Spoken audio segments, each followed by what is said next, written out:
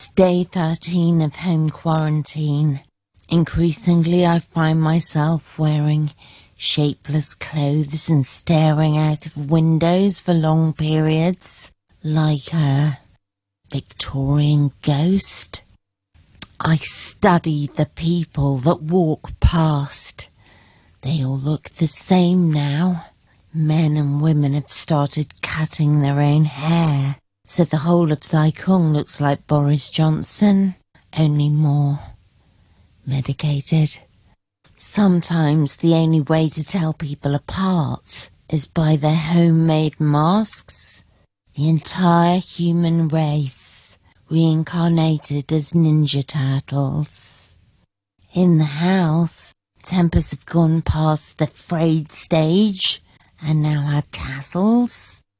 This morning I gave a silent scream on discovering the label that had been scratching away at my back for weeks was actually a cornflake.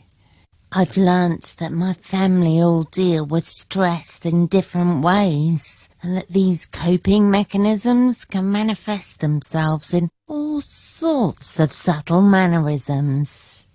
My own moods can be accurately gauged by how loudly I load or unload the dishwasher, or how I deal with crockery in general.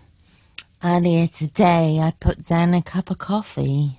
If you happen to live in the New Territories, you probably heard it. Are you okay? Daddy inquires in a rare display of timidity.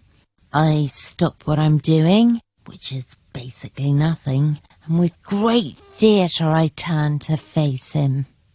And why wouldn't I be okay? I growl, even more ferociously than I intended. The temperature in the room drops a few degrees and I can see Daddy's testicles retract up into his body.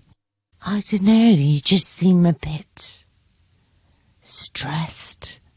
Daddy uses concern for my mental health while conveying endless empathy with his monobrow. Daddy remembers that it's very important to appear interested, concerned and empathetic when dealing with caged wild animals. Stop looking at me like that. You look constipated. I snarl. Daddy's monobrow stops conveying interest, concern and empathy and desperately tries for incognito. Have I done something wrong? Daddy asks innocently. I give him a withering look that is meant to convey everything you do pisses me off. In lockdown, from the moment I wake up and have to listen to your never-ending Austin Powers morning wee, complete with trombone farts, and the scratching. Ugh! Why must you scratch yourself like a bear with nits? You sound like a Beastie Boys album.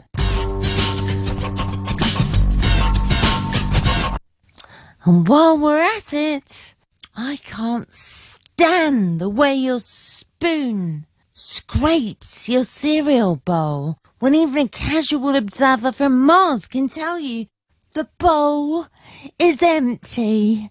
I hate the way you leave the milk out when it's full and only put it back in the fridge when it's empty. Your wet towels on the floor. Your skiddy pants staring up at me like the eye of Sauron.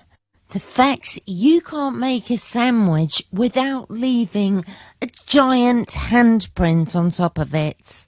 And that's not even mentioning snoring, breathing in general. How you insist on updating me with disgusting bowel movements. And how this morning I had to take out the bin because you hadn't. And I got bin juice all over me. And if there's one thing I hate more than all of this, it is bin juice! At least, that's what I hope Daddy thinks the look conveys. I certainly have bin juice on me. Look, I'm sorry for everything, Daddy pleads. And because he means it, my anger simmers down and is replaced by, if not quite love, at least tolerance and patience. You're absolutely right, you know, Daddy confesses, looking deep into my eyes. He gently takes my hand. I am a bit constipated,